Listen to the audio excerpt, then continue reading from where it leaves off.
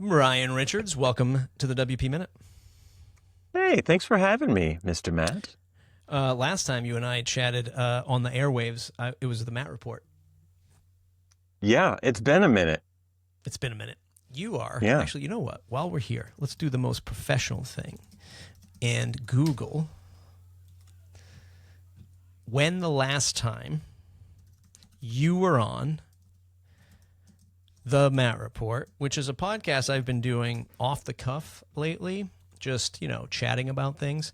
August 20th, almost to the date, August 23rd, 2013. How about that? 12 years. Yeah. That's amazing. You look very young in your Code Poet t-shirt. I was. In that was a full, featured image. Full 12 years younger. That was 3 lifetimes ago. Yes. Cracked peppercorn is your background now. I know because I asked you about that color code, and I think your wife gave it to me, and I painted my old studio that color. It's a fantastic color. Yeah, I like it a lot. It helps my pasty white skin stand out. It's riveting television so far, and for the audience listeners, thank God you don't see our faces. Brian Richards, I know him for a while. He's been in the WordPress space for a while. You might know him from WP Sessions at WPSessions.com, where he's doing all kinds of training about WordPress, WooCommerce over at WooSesh as well. But somebody said to me, hey, he's the guy that's kind of helping run LoopConf. Are you the MC, the DJ, the premier speaker? That's what we're going to kick off with right now, LoopConf, loopconf.com, September 25th in Bishopsgate Institute, London, UK. That's right. Yeah. This ain't no American conference. This is a UK conference. Yeah, that's exactly it. You could call me the head honcho. I am officially the lead organizer and sole owner, technically, of the LoopConf brand. I acquired it from our good friend Ryan Sullivan. We spoke back in 2019 and finally settled things in January of 2020, just in time for the world to shut down in February of 2020 and me to not be able to run any physical conferences for some time. And fast forward to now, my friends, Siobhan McCune and Ryan McHugh, reached out to me in January of this year. We might have chatted right at the tail end of December. Either way, a few months back, and said, hey, we'd like to bring a tech conference here to London, and we'd like it to be LoopConf. What do you say? And I said, yes, obviously, this is a great idea. Let's make it happen. And here we are, just a couple weeks away, and it's going to happen. And I could not be more excited about that.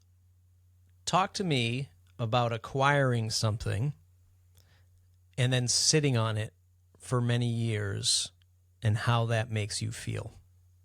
Oh, it makes me feel sad. I reached out to Ryan because I wanted LoopConf to be back. At that point in time, it had only been on hiatus for 2 years.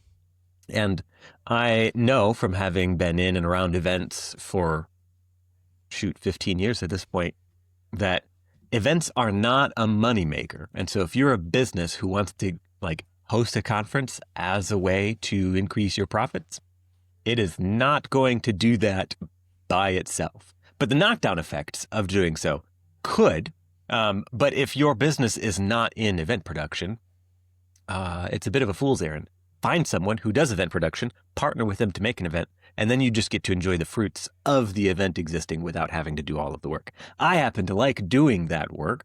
And so for me, an event that could pay for my time to do the thing where I then get to hang out with people that I enjoy learning cool new things is like a dream job. And so it was really tough to finally be ready to go gung-ho on hosting LoopConf and then be in lockdown and have all of those plans shut down. And I thought about a few different permutations that it could have been before deciding, no, I'd like it to be the way that it was, where we have a traditional conference with lots of smart people talking about very cool, cutting edge stuff in the WordPress space, where we all get to hang out together and have interesting side conversations. And here we are. Before the world shut down, events were very important, and they were something that I think you saw a lot of what I'll call, I guess, traditional brands in both like media and in software and others, right? And I grew up in the automotive business. There were events for automotive brands, third-party accessories. I mean, events were all over the place. World shuts down. World opens up again. Events were kind of like, I don't know. Do we do these? Prices skyrocket.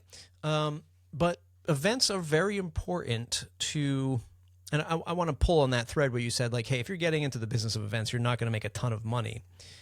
I think you're right. I mean, I trust you are right on that. But I've seen those brands like TechCrunch Disrupt is back. HubSpot has their conference that just ended last week in San Francisco. These big brands still invest in events to button up that brand image, I think. Why? Why is that from your perspective? Why do the bigger media and bigger software businesses still invest in conferences when maybe from the bottom looking up, people are like, I can't afford an event. I can't do this. There's no money here. But the big brands still do it. Why? So I should clarify. The event itself is not a very good profit center. There are so many different ways that you could spend time to make money that aren't events. Events are expensive to run and time consuming to run. I happen to be in a position where I can fill almost every seat when it comes to, proposal writing, speaker wrangling, speaker coaching, emceeing, graphic design, web development, video production, et cetera, et cetera, et cetera. But normally you need like multiple people to do all of these different things. I tell you one thing I'm not good at, the actual promotion part of the events. I am terrible at that part. And time after time, I'm reminded, like, I need to pay someone to do that part of the job because I cannot. But the value in the event isn't that it's generating profit directly as an event, right? Like the ticket sales and sponsor revenue exceeding what it costs to run the event. The profitability of the event for media companies for sure is building and growing their brand image, bringing more people to them, getting more attention, building more relationships, and sort of diversifying what they're up to. For product companies, right, it's selling more of their product. So the event existing, the bringing together of people is valuable in its own right, even though that exact instance of time is not itself bringing money in the door. The long-term effect of having done it brings in much, much money and opportunity. I don't want to throw you in the bucket of a podcaster. I would never insult you with that with such a title. But there's a thing about podcasting that I've noticed where people might not even listen to your podcast. They just know that you do it. And they're like, whew, I could never run a podcast. This person does a podcast on XYZ topic. Therefore, instinctively, I think that this person's a thought leader in that topic because, man, they're still doing it. They haven't given up. They're still, on the airwaves talking about their favorite topic. I think events sort of helps with that thought leadership and that authority too, right? In the space, like you pioneering WordPress events. I put air quotes for the listener because you were doing a lot of online events, still do a lot of online events. Now you're doing the physical stuff again. I think when you're doing that, you're the person that people look up to and they go, oh, if you're going to do events in this space, Brian's definitely one of those people you need to, rub shoulders with or meet because he does a ton of them and he knows how to execute against them. So it puts you in that authority driver's seat. I guess I might be answering the question for you, but that's how I see it. And it's probably, part of your strategy, I'd imagine. For sure. Yeah. I hope people think of me as a person who can get events done because that would make me feel good. But yes, that's exactly it, right? I've been running WordSesh for, is it a decade already? I think yes. I think WordSesh has been under my umbrella for a decade now. WooSesh is just behind that, a year or two younger. And LoopConf turns 10 this year officially. It's the 4th iteration, but it's been 7 years since it's been on a stage. So it's been a while. And yeah, there is some level of authority you gain from being the person behind the event, the brand seen as being in charge of the event. And there's maybe not a lot to gain from that, but you're right in that it helps with positioning in people's minds of like, oh, this person's been after it. This person has been in the space. They're doing the thing. There's someone that I can trust. There's someone that I can talk to. And I can lean into whatever it is they happen to be doing at this particular moment. Yeah. There's, in the podcasting world where I spend a lot of time as well, like podcasting with a capital P, there's a publication very similar to Post Status called Sounds Profitable, and they have a real like data-driven analytical view on the audio industry as a whole, which covers podcasting mostly and a little bit of radio and stuff like that. And they've been, building up this, very similar model to the WP Minute, how we have sponsors and partners, and same thing with Post Status, sponsors and partners. But they just acquired Podcast Movement, which is a really big event. Huge event, yeah. For the podcasting space. And again, capital P, because it's a bigger industry. It's like audio and ad tech. It's radio. It's, any studio or PR firm representing celebrities, like anyone in the audio and podcasting space, they want to go to Podcast Movement to do that industry insider stuff. Any chance that you go the other way and acquire a publication like the WP Minute? Hint, hint, wink, wink. to bolster that authority? There was a brief moment in time where I thought I may become a proud partner / owner of Post Status. And with the other Brian, or? With the other Brian, yeah.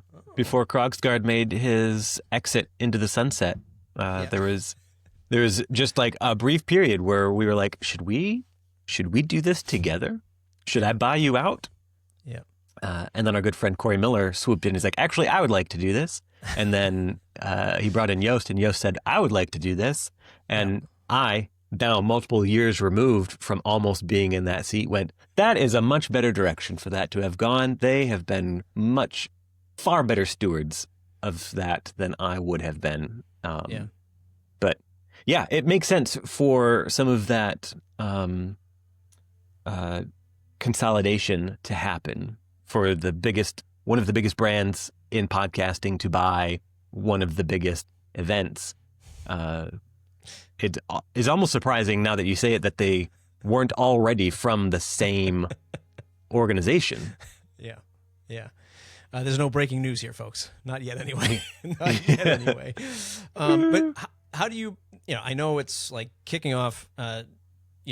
LoopConf now for the first time in many years. You're going to fly across the pond, I'd imagine. So there's a lot of logistic stuff you still have to deal with. But when you look at now this foundation of physical and online events and online education, how do you look at your business as a whole to say, here's what I'm thinking for 2026? Like, do you bring in another product, or are you just heads down going, I'm just going to keep doubling down on what I'm doing? It's every quarter at this point, and I just need to refine that process. More of the latter. I've gone round and round a bunch of times. The pandemic really solidified that I was a person who made events. And I didn't even realize, I hadn't thought about myself that way until all of these physical events stopped existing, and people were reaching out to me from all over the place saying, hey, we need to make a virtual conference. Can you help? I went from running 1 a year to 2 a year. I was going to step up to 4 in 2020, and I played part in running 20. It was a wild, fast year of just like events every couple of weeks. Then I backed way off. Then I was back down to just 2, and that was totally fine. And then I thought this year I'd step up to 3, and finally bring LoopConf back. And I think I'm just going to keep laying low. I love events because I get to hang out with people, right? That's the draw for me. I'm social by nature, despite also being an introvert. I think there's a lot of people in our space that can relate to that. We're like, I love being at an event, and then I got to go back home and recharge and not see anybody for a week. And so in terms of keeping the business running, most of the consolidation I've done was cutting out all of the things that weren't absolutely essential to this end. And so WP Sessions is 12 this year. And it started out being a monthly event where I'd bring in 3 experts to talk about a thing. We spent an afternoon together, and then I pared down to like, we're just going to get 1 expert and we'll do that twice a month, to, hey, what if I got 12 experts and we did it once a year? And I enjoy that. I was able to attract higher caliber presentations and curate those and deliver a better experience. And then as I added WooSesh and then off and on other events that I helped with, I could put like 4 times as much training into the library as I had been by doing the one-off training sessions. And the training was better as a result. And I've gone back and forth over the years of like, should I go back to doing monthly webinars just as a thing to have between the conferences? And I think the correct answer is yes, but I find that it's not as fun doing that as it is hosting these one-off events. And so I have gravitated toward and stayed with doing the conferences. Do you think you found friction with that original formula because the viewer or student was just getting burned out with just too many sessions like they could, okay, I'm going to every month, and then they just had something to look forward to for the year. Like, okay, now I'm going to switch it to maybe this annual, semi-annual thing. What do you think the friction was in that original time that made you like consolidate it down to 12 at once? For me, the friction came from the attendance. I don't think that people were overwhelmed, but it was hard to land on a time that worked for everybody, especially with a global audience. Right. And so even when I was selling tickets to attend these webinars, this was back in the heyday before everybody was tired of yet another virtual experience, right? It was novel because you could hear from these speakers without having to leave home. It was wonderful. It was a treat. But I couldn't get the people in the seat. And then I thought, like, well, what if I made it free? Like, it was originally you pay to attend live to be able to ask questions and access the recording. And then after time, the recording would be free. And so anybody could get to it. And then I flipped the script and I said, okay, if you make the time to be here, I'm going to let you in on this for free. And then if you'd like to keep the recording and reference it later, then you can pay. If you'd like to offset the cost of me hiring these speakers to do this, you can, here's your avenue to do so. And so people were buying tickets, people were showing up, but not nearly to the degree that excited me. And on the flip side, holding WordSesh, I went from getting like 40 to 50 people, sometimes 100 people at the high end to come to one presentation to getting hundreds of people, right? Like 1,200 people would register, 800 people were there live, 2,000 people were registering, 1,200 were there live. It was far more fun for me as the organizer to have all of these people participating. Yeah. And so I gravitated towards that because the reward was obvious. People were like, this is so great. And they showed up with their attention and I loved it. Talk to me about the episode hasn't aired yet. It'll air before this one airs. But I was talking with Raquel, who obviously has PressConf, and we're just talking about events. And, I said something some people might say is controversial, but I was looking at a lot of the photos. My correspondent on the ground, Mark Zemansky, was at WordCamp US, and attendance did not look the same as when I went to WordCamp US last year. And I was saying to Raquel, like, I just think there's too many official WordCamps, right? This is just my one man's opinion, but I think it's like we've got a lot of other great events, LoopConf, PressConf, CloudFest, which I've never been to, but I hear is a great time. Yeah. You know, I would love the more regional WordCamps to actually sprout up and be more sustainable. I'm of the mind where, like, maybe we don't need a WordCamp. I know I'm treading on loose ground here, but maybe we don't need a WordCamp US, State of the Word, WordCamp Europe, WordCamp Asia.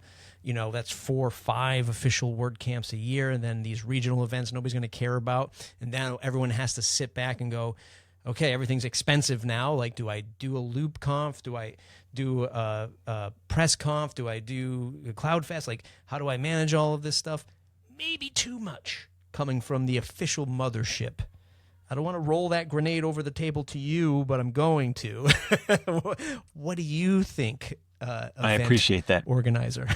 I will lay down on this grenade and disagree with you. I think it's awesome to have a variety of events. My official position, and you can quote me on this forever. I love WordCamps. I love that they exist. I love that we have regional ones. I love that we've got the much larger flagship continental ones, right?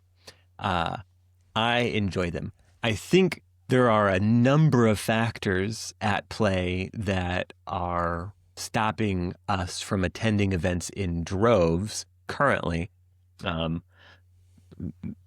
We've got lots of political turmoil and unrest around the globe, socioeconomic depression for a whole host of reasons.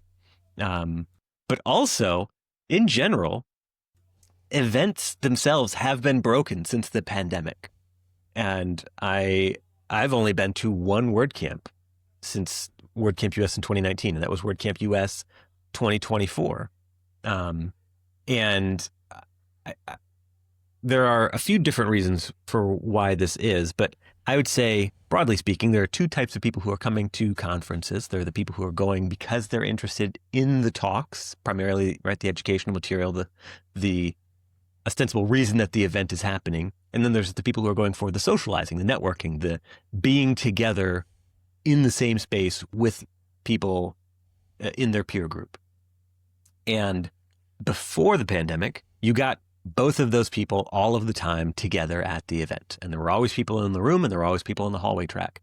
Then the pandemic happens and everybody has to go virtual. It's beautiful for that first group of people who only want to learn the stuff. Now they can learn the stuff from home. They don't have to go anywhere. It's amazing. Terrible for the second group because interfacing over a keyboard is not the same as interfacing in real life, which is why events are magical, because you get to have that real life interaction. You could always have the keyboard interactions or camera interactions from home. The reason for the event was to get beyond that and be in the real 3D meet space. Then events come back in 2021, 2022, and they're hybrid. We've got the streaming component and the physical component so we can accommodate everybody. Well, the people who want to go for the training aren't coming to the physical part of the venue, and the people who are coming to the networking only get to see half as many people. And then the sponsors who are underwriting the entire experience are talking to a bifurcated audience and not getting any kind of return even remotely close to what they were getting before the pandemic. And that has created a splintering and a fracturing among events. There used to be many more independently run events because you could do so and at least break even. And now it's more along the lines of it takes a lot of effort and the venues are more expensive and the contracts are less friendly because of all of the brokenness from 2020, that it takes a lot of risk to pull off and an unknown payoff at the other end of, are these right people going to come to this event? So I think most of our problem is stemming from that and not from the fact that we have now 3 flagship WordCamps plus a separate State of the Word, in addition to having all the regional events. But how do you? I don't know that much. Yeah, how do you wrestle with, maybe the first thing is like, well, if we don't have, so it's always that tug of war, right? And I don't know anything about running an event other than just like being in the Slack room with Raquel and like seeing some of the stuff that she went through. I understand what I have to do for my sponsors at the WP Minute and how I have to balance like cost and profitability and sustainability for the publication. So what's that tug of war like for you? It's like, I got to get sponsors. There's physical stuff I have to spend on, at least in the case of LoopConf. I have to get a venue, food, etc. And then you're like balancing that's like the first two balancing acts. How many sponsors can I get versus the costs, and then ticket sales and ticket prices. What's that tug of war like in your head to go, okay, do I sell the ticket for $100? Okay, I didn't get as many sponsors this time. I got to put the tickets at $200 so that I can cover the cost. Like, how do you, is there a formula? Is there a thought process? How do you balance it? And maybe in the lens of like WordCamps being $50. Yeah. WordCamps being 50 and now closer to 80 and 100 are tough when it comes to teaching people what events actually cost. Right. WordCamp US, I can tell you, right, costs more than $1 million to produce. WordCamp Europe, similar, but in euros, right? Like it costs a lot of money to have a great big space where everybody can come together. And you can work this back from your own first principles. You can look at what the sponsorship tiers cost, and then how many sponsors are allowed in each of those tiers, and then how many of those spots were filled. And you can work out like, dang, they sold $1.2 million in sponsorships if all of those were sold according to the sticker price. And the event turned no profit whatsoever because it's driven by volunteers and everything is done as close to cost as possible. For me, the balancing act is trying to find the right symbiotic balance. I want an event that everybody has fun being at. I want the speakers to enjoy the experience of being on stage. I want the attendees to love what they get to hear from very interesting speakers, but also who they get to hear it alongside, right? The people that are in the room with them. And then I want sponsors to be glad that they were there because the right people were in the room for them to have productive, profitable conversations, and that the attendees benefit from that as well. I am of the mind that sales is a good and necessary function. You genuinely are trying to help people improve something about them. Not everybody, right? There's a former car salesman turned podcaster that I know. Lots of people argue that a car salesman is not a bastion of good sales experience. He may disagree. But people have to get places, so even that is useful, right? But like selling, right? Selling hosting, selling plugins, right? Like we are doing people a service by creating a plugin that otherwise didn't exist. All of the work of figuring out how to make that thing work and then maintaining it for the long haul for your clients is valuable work that has been taken off of your plate. And hey, I'm letting you know that it exists and it costs this much. So I'm kind of getting in the weeds here, but I think sponsors are a productive part of the event because they underwrite a large part of the expense and they provide a valuable portion of the ecosystem. So as I'm trying to balance things out, I'm trying to figure out who are the right sponsors to invite, who are the right speakers to present, and then who needs to be in the audience for this to be a good time. And so far, I think I have a pretty good track record of finding the right intersection there. At the moment, for LoopConf London 2025, I've done a terrible job of attracting enough attendees, and I've been trying to wrap my head around why that is. Part of it, as I mentioned earlier in the episode, I am a terrible event promoter and marketer. I've skated by on the fact that people are already aware of what I'm doing, and they know that it's good because it's got a history of being an amazing thing. And that's true for LoopConf, technically speaking. However, I realize I'm battling an awareness problem. So many people were unaware that LoopConf was coming back and that it's coming back in September. And by the time this episode airs, it's coming out it'll be on stage in 7 days. LoopConf is September 25th, 2025. So I anticipated that I could sell, my venue could support up to 200 people. I think we're going to have around 100 people there. It required me to have an uncomfortable conversation some time back to tell sponsors like, hey, at the moment we had only moved 45 tickets and I'm going to work hard to get to 100. I think we can get there. I don't think anymore that I'll be able to get 200 attendees. And that's a tough conversation to have. Thankfully, I balanced the math. I think I'm going to just barely break even, maybe, once all the final ticket sales have hit. Might lose a bit of money officially. And that's okay, because the business has the cash reserves to cover the overage like that. It's a real kick to my pride, because I wanted to get 200 of my closest friends and their friends together to hang out and celebrate the next era of WordPress development. But that's how it goes sometime. So for anyone else who's thinking about events, to get all the way back to the original question, the balance, right? Like, where do you set your ticket prices? How many sponsors can you allow in? How much should you charge sponsors? There's a lot of push and pull on trying to find the right thing. You want it to be, in my opinion, an obviously good deal for everybody. So charging sponsors the minimum amount where if they get, a couple of leads, they're going to see a good ROI. Charging attendees the minimum amount, so they're like, well, obviously I'm coming back. This was like the least expensive way I could have done this, and I have gained so much from being there, while accounting for the fact that you need to account for the fact that some tickets you're going to give away, some tickets are going to be unsold, some tickets might go at a discount, and some folks will buy a ticket but not show up, and you want to account for all of those variables to try and maximize a positive experience for everybody.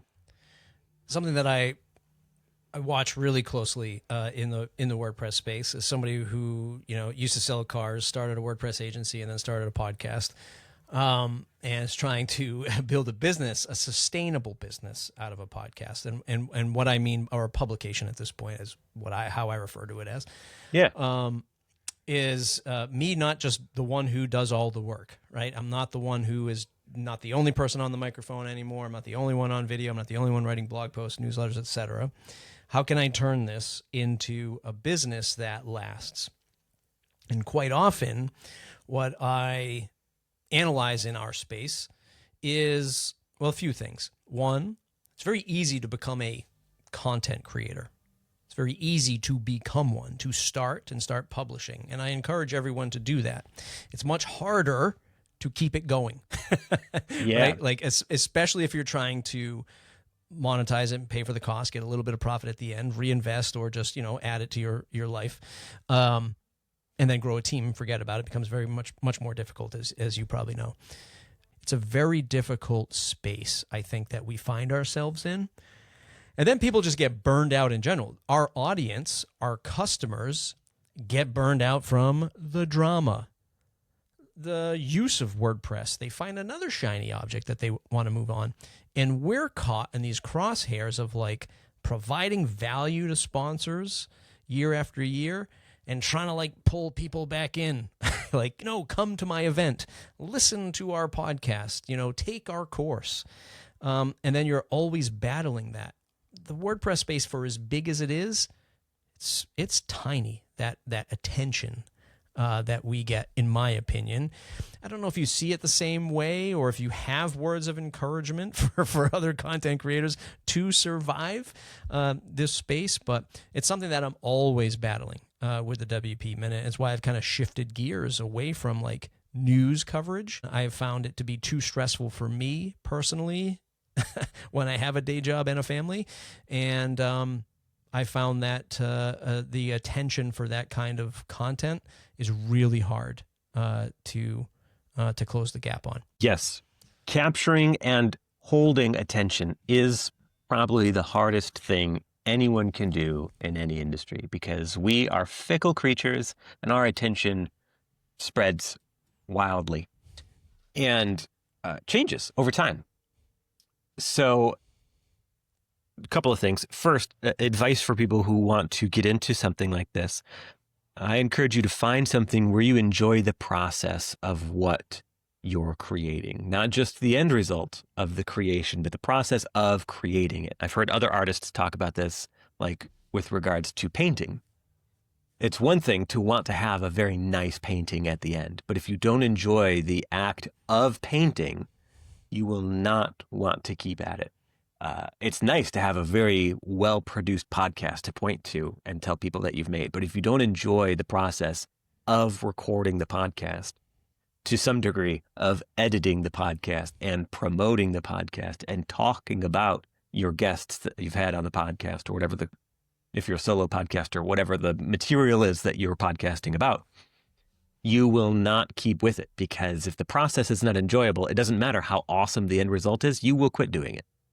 So find something that you enjoy doing and maximize the amount of time that you can spend in the part that you enjoy, so that even if no other part of it exists, you will still feel satisfied having done that part.